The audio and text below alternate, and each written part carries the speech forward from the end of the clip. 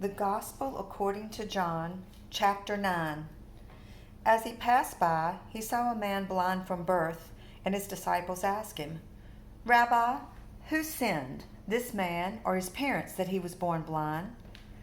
Jesus answered, "It was not that this man sinned or his parents, but that the works of God might be displayed in him. We must work the works of him who sent me while it is day. Night is coming when no one can work. As long as I am in the world, I am the light of the world." Having said these things, he spit on the ground and made mud with saliva. Then he anointed the man's eyes with the mud and said to him, "Go, wash in the pool of Siloam," which means sent. So he went and washed and came back seeing. The neighbors and those who had seen him before as a beggar were saying, "Is this not the man who used to sit and beg?" Some said, "It is he." Others said, "No, but he is like him." He kept saying, "I am the man." So they said to him, "Then how were your eyes opened?" He answered, "The man called Jesus made mud and anointed my eyes and said to me, 'Go to Siloam and wash.' So I went and washed and received my sight." They said to him, "Where is he?" He said, "I do not know." They brought to the Pharisees the man who had formerly been blind. Now it was a Sabbath day when Jesus made the mud and opened his eyes. So the Pharisees again asked him how he had received his sight. And he said to them, "He put mud on my eyes, and I washed, and I see."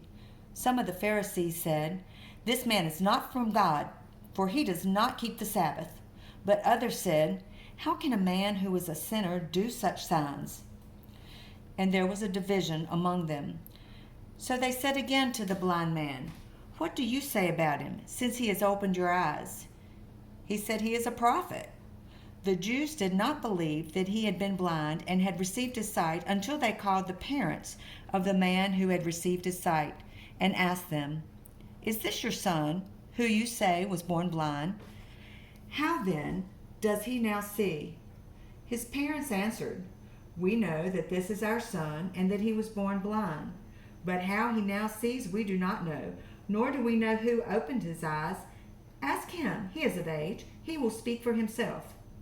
His parents said these things because they feared the Jews, for the Jews had already agreed that if anyone should confess Jesus to be the Christ, he was to be put out of the synagogue.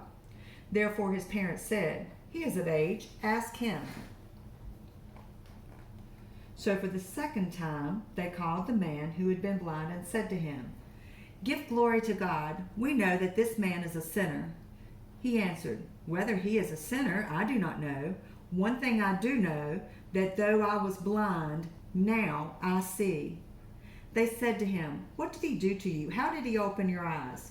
He answered them, "I have told you already, and you would not listen. Why do you want to hear it again? Do you also want to become his disciples?" And they reviled him, saying, "You are his disciple, but we are disciples of Moses.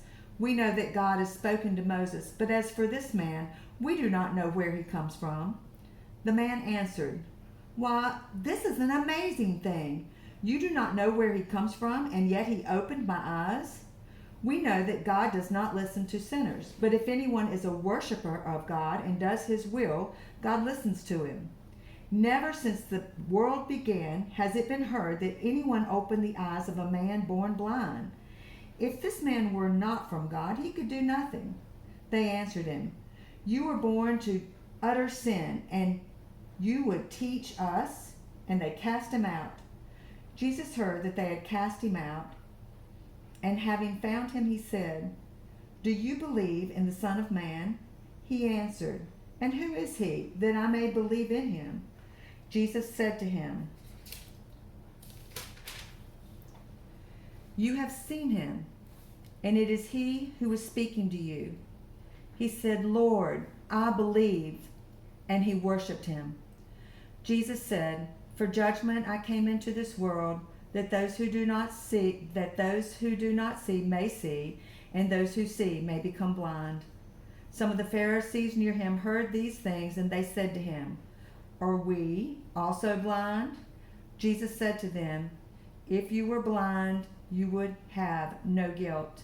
But now that you say, we see, your guilt remains.